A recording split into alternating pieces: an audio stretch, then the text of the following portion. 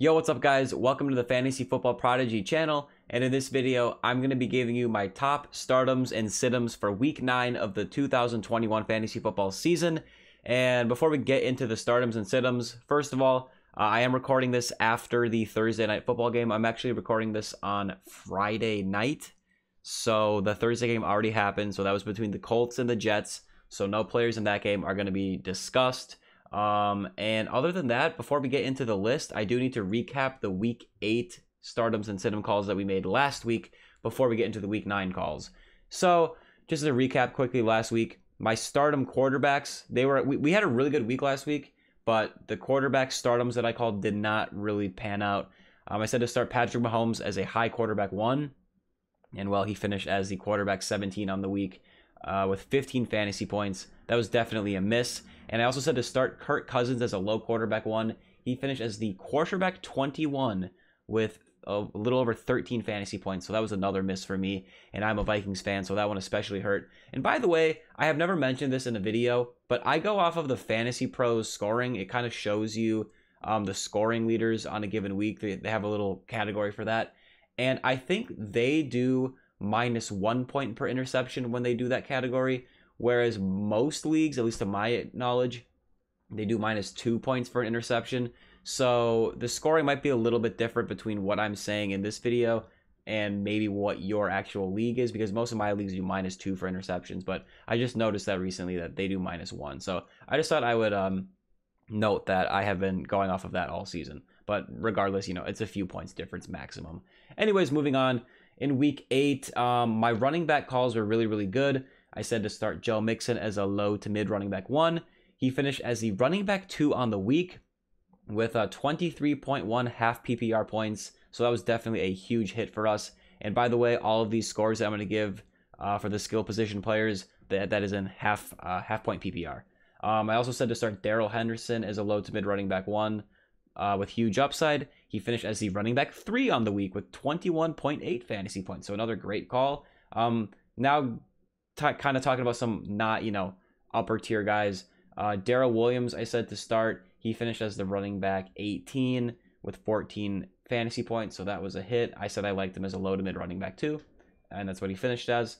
Khalil Herbert. He was a miss for us. I said I liked him as a low to mid running back 2 play. He finished as the running back 33 with 7.8 fantasy points. So the process was right, though. He had 23 carries, but he only finished with 72 rushing yards, not much involvement in the passing game. So it ends up as a miss, but the process really was right. Other than that, I said to start Emmanuel Sanders and Stefon Diggs. Stefon Diggs ended up having a fine game, so that was a good call for us. But Emmanuel Sanders, he goosed. He literally did not have a catch. I don't know what happened, but we're going to talk about him later in this video. So that was a miss for Emmanuel Sanders. I said to start Deebo Samuel. He was as a low to mid wide receiver 1. He finished as a wide receiver 8, 20.1 fantasy points. That was a hit. Chris Godwin, I said I loved him. He was the wide receiver 3 with 24 fantasy points. So obviously a hit. I said to stick with DJ Moore as a high wide receiver 2. He finished as a wide receiver 43 with 7.9 fantasy points. So that was a miss. And then I said to start Michael Pittman as a low to mid wide receiver 2. And he finished as the wide receiver 2 on the week with 25.6 fantasy points. A huge week from him. I said to start Hunter Henry. He was on a 4-game touchdown streak, and that was snapped. He finished as the tight end 27 with 3.8 fantasy points. And then Dallas Goedert, I liked him as a mid to high tight end 1. He finished as a tight end 7, right on the money, with 10.2 points. So that was a hit. And then in terms of sits, I said to sit Justin Fields, and he did actually finally have a great game for fantasy. He actually hadn't even had a good game for fantasy until last week. So he ended up as the quarterback 5 with 26.3 fantasy points. But the smart decision, even though he had a good game, the smart decision was to sit him if he is even rostered in your league, which he's probably not unless you're in a pretty deep 2-quarterback league or a dynasty league. But based on his previous games, you could not start Justin Fields as anything other than a desperate 2-quarterback league play. But this was the type of the game that we were waiting for to see from Justin Fields. He was actually running around. He had a lot of rushing production in this game, so that was good to see. And now that we have seen him do something on the football field and show some flashes of that talent, he is on my radar as someone that isn't necessarily a must sit moving forward. And I still want to see more consistency out of him, but he's on my radar now. But it is important to note that the Bears were without their head coach, Matt Nagy, because he missed the game because of COVID. So they had a different play caller. And Matt Nagy has received some criticism over the years for how he runs this Bears offense. So there is some thought that maybe without him on the sideline, that actually made the Bears offense better. So it is possible that the best thing for Fields and the offense as a whole is to move on from Matt Nagy. And while that is a long-term option, if they move on from him eventually, Nagy will be returning to the sideline soon. And that could dampen any excitement we have for Justin Fields. So I kind of expanded a little bit on Justin Fields there because he did have his first big game of the year. So I wanted to cover him a little bit there. So it's good to see some life from him in terms of fantasy, but this Bears offense still scares me. So I'm not going to be making him a stardom this week just yet. But my other two quarterback sit-ems were really good calls. Taylor Heinicke finished as a quarterback 19, only 13.8 points, and Mac Jones as the quarterback 24 with only 11.68 points. So those were good calls. I said to sit Mike Davis as my one running back sit-em. He finished as a running back 29 with 9.1 fantasy points. It was a usable fantasy game, and he actually did better than I think most people expected, including me. But we're going to count that as a hit because it wasn't a great game at all. I said I liked him as a low running back 3. He finished as a running back 29. So that was a pretty good call. I said to sit Allen Robinson as I do pretty much every week. He finished as a wide receiver 74 with 3.6 points. So that was a hit. And then I said to sit Tim Patrick with Jerry Jeudy returning for the Denver Broncos. And he only had 7.9 points, finished as a wide receiver 43. So that was a good call. And then finally, another Bears player on the list. I said to sit Cole Kmet. He finished as the tight end 26 with 3.9 points. So pretty much mostly all good calls. We had a few misses in there, but for the most part, we were really, really solid in week 8. And now it is time to get into my week 9 stardoms and sit-ems. So I'm going to begin my list with my stardoms, go position by position, and then move on to my sit-ems. I don't have a set number of players I usually talk about for each position. I just try to kind of look at a list of consensus rankings and pick out people that I really think either I think could exceed their placement in the rankings or are ranked really, really well and I'm very, very confident in. So the first person that I'm going to talk about as a stardom is Joe Burrow, quarterback of the Cincinnati Bengals. He has been very, very hot lately, and this week he gets to play a Browns defense that has been giving up tons of points to the quarterbacks. You see his fantasy point totals the last few weeks. He started pretty slow the first couple weeks, but since then he's been absolute money. And then in terms of fantasy points given up to quarterbacks, I use this chart to kind of determine points against certain positions on Fantasy Pros, and the Cleveland Browns are right here. They're giving up the 6th most points to quarterbacks in fantasy according to that chart. So we will be referencing this chart later in this video as well.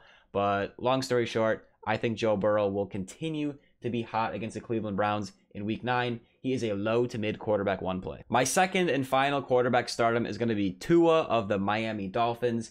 He had been getting hot pretty recently, as you see week 6 and 7. He had some really, really nice fantasy games. And I did make him a stardom in week 7 against the Atlanta Falcons. And he finished as the number 1 overall quarterback on the week, at least according to this Fantasy Pros scoring. So that was a really good call from us. But then in week 8, I didn't make him a stardom or a sit-em, but he did have a brutal matchup against the Buffalo Bills, who are giving up like no fantasy points to quarterbacks, and he came crashing down to earth. And even in that matchup, he still put up 16 points, which obviously not great, but in that tough of a matchup, you could do way worse than that. But now in week 9, he gets a fantastic matchup against the Houston Texans.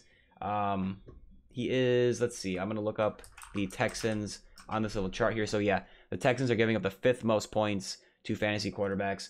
So he had been hot. He had a tough matchup, came back down to earth, but now he gets another great matchup against the Texans. So for me in week 9, he is a low quarterback 1, high quarterback 2 play. Now we're going to move on to my running back stardoms. I have 2 of them this week. The first one is going to be Nick Chubb of the Cleveland Browns.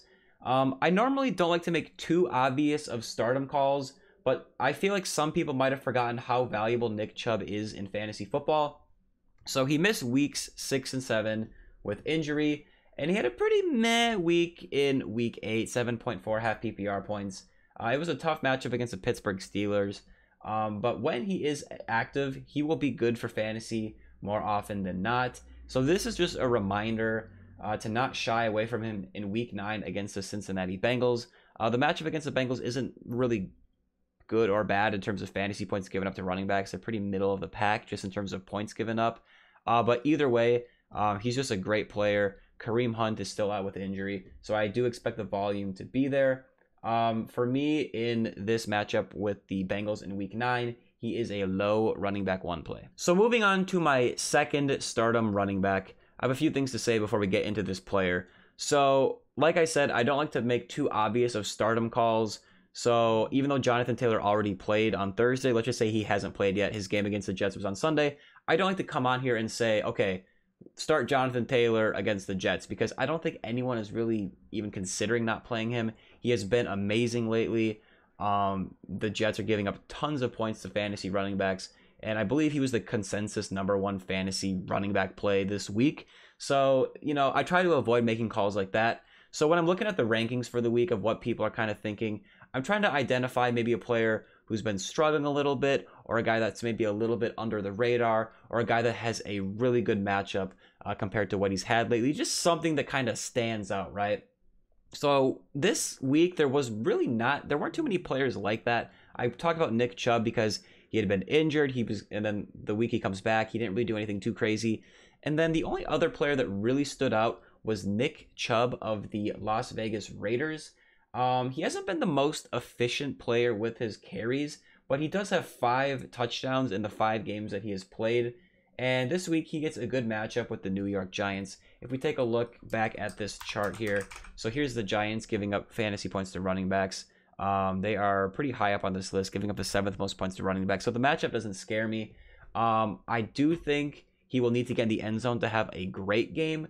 But regardless, he is a mid to high running back 2 play this week, especially, some teams are on bye. So yeah, he is a mid to high running back 2 for week 9 for me. Now we're going to move on to the wide receiver position. I got 2 players to talk about. The first one is going to be Brandin Cooks of the Houston Texans. He is one of my stardom wide receivers. He is a solid player for fantasy who gets a great matchup with the Miami Dolphins this week. He sees plenty of targets most weeks and is a rock solid wide receiver 2 in week 9 against the Dolphins. Looking at the Dolphins' points given up to wide receivers, they're giving up the 4th most points to wide receivers currently in fantasy. So yeah, he is a rock solid wide receiver 2 this week for me. Now for my second and final stardom wide receiver, I'm going to talk about Emmanuel Sanders, wide receiver of the Buffalo Bills. So I did make Stefon Diggs and Emmanuel Sanders, both Buffalo Bills wide receivers. I did make them both stardoms last week, and while Stefon Diggs had a good game, Emmanuel Sanders actually goosed. He had 0 points in that game against the Dolphins. Cole Beasley really took over as that second wide receiver, aside from Stefon Diggs. He soaked up a ton of targets that went around, and there really wasn't much left for Emmanuel Sanders. I am moving past this 0-point game and focusing on the fact that he had been awesome for fantasy for several straight weeks before last week's 0-point game. He gets a good matchup with the Jacksonville Jaguars, and I am making the bold prediction that he does not goose again. If you want to see the Jaguars fantasy points allowed, they rank right here, so 10th most points to fantasy wide receivers. But you can see his previous games after weeks 1 and 2, he saw 8 and 6 targets, just didn't amount to much. I kind of thought he was going to get rolling. Then, the next 4 weeks, he was awesome. Then the bye week, then the goose. So that was really, really rough, but I am moving past it. I think it's just a 1-game thing. I think it was a fluky type of thing.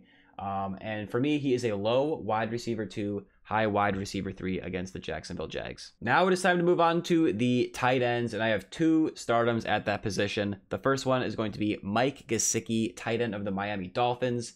After a bad matchup with the Buffalo Bills, I do expect a bounce back game for Gesicki against the Houston Texans, a much better matchup.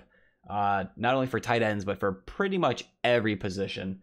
You can see he had a bad week 1. Since then, he has been hyper involved in the offense. He's had some big games. The Buffalo defense is brutal for pretty much every position, if not every position. But yeah, week 9, he is a mid tight end 1 play for me. And my final tight end stardom of the week, and my final stardom player that I'm going to talk about on this list, is Dallas Goedert, tight end of the Philadelphia Eagles. He's been solid all season. He's been solid since Zach Ertz got traded. As you can see, the last couple of weeks, he's had really good yardage games.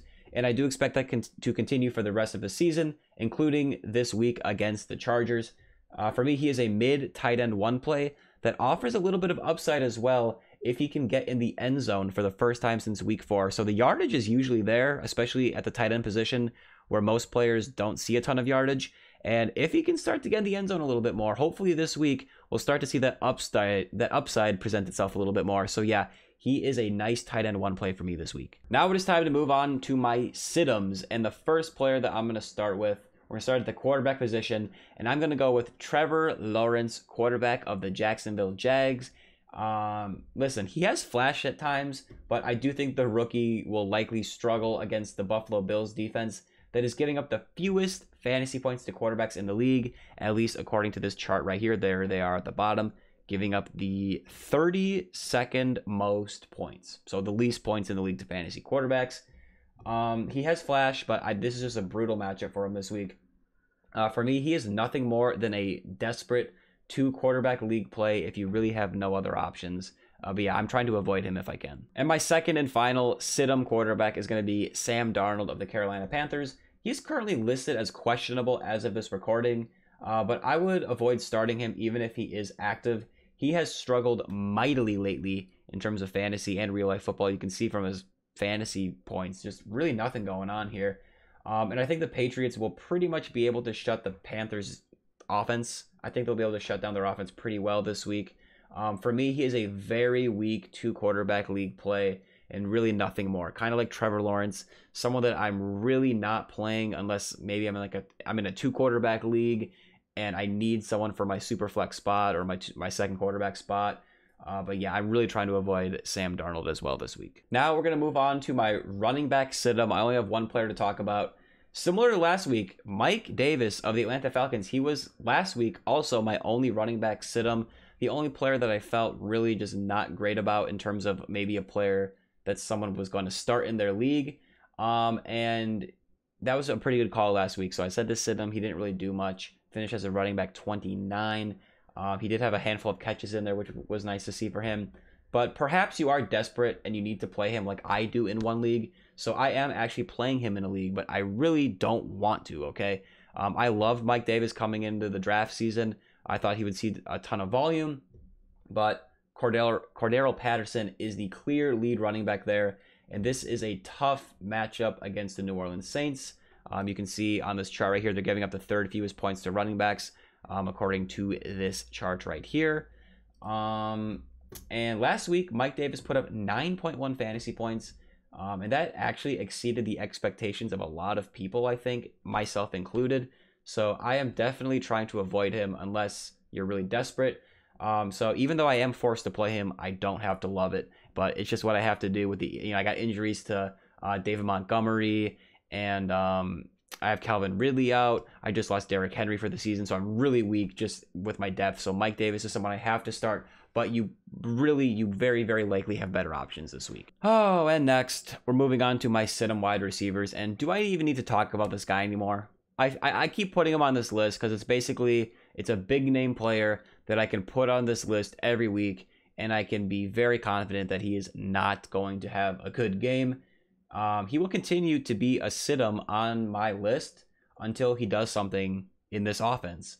He's a big name player with essentially zero production this season. Even in the game, he had a touchdown. He only had 9.4 half PPR points. In full PPR, he did break 10 points in that game. That's the only game he's at over 10 points in full PPR. A usable game will probably come for Allen Robinson eventually, but I doubt it comes in week 9 against the Steelers. And even if it does, at this point, you can't put him in your lineup and continue to wait for that big game to come, or even that somewhat usable game to come, because you're killing your team if you have continued to start Allen Robinson. I think at this point, most people have caught on that, if you're not at least benching him, or, you should maybe even cut him at this point. He's a talented player, but this offense just can't support him. So for me, he is a wide receiver 4 at best in week 9. And our final sit-em wide receiver and final sit-em player of the list in general, in total, is Jakobi Meyers, wide receiver of the New England Patriots. He really hasn't done much for fantasy lately. You can see his last 4 games, not much going on in half PPR or any scoring format, but this is his half PPR scoring. And now he gets a really brutal matchup against the Carolina Panthers. According to this chart, in this scoring, they're giving up the third fewest points to wide receivers. So that is really a brutal matchup for Jakobi Meyers. I do not expect a monster yardage game for Jakobi here just because of the matchup. I don't expect it to be a high-scoring game, so I don't expect a ton of yards. And he still hasn't caught a touchdown in the NFL in his career. He has 0 touchdowns. So it's not like you can really bank on him getting in the end zone to make up for maybe having not the most yards. I do think he will score a touchdown at some point in his career, but you can't bank on it. He just hasn't done it yet. So for me, he is nothing more than a low wide receiver 3 or a high wide receiver 4 type of play. All right, y'all, that's going to do it for my Week 9 Stardom Sit-em video. Hope you enjoyed it. Hope you found it helpful. Make sure to drop a like on the video, subscribe to the channel, and I'll talk to you guys later. Peace out.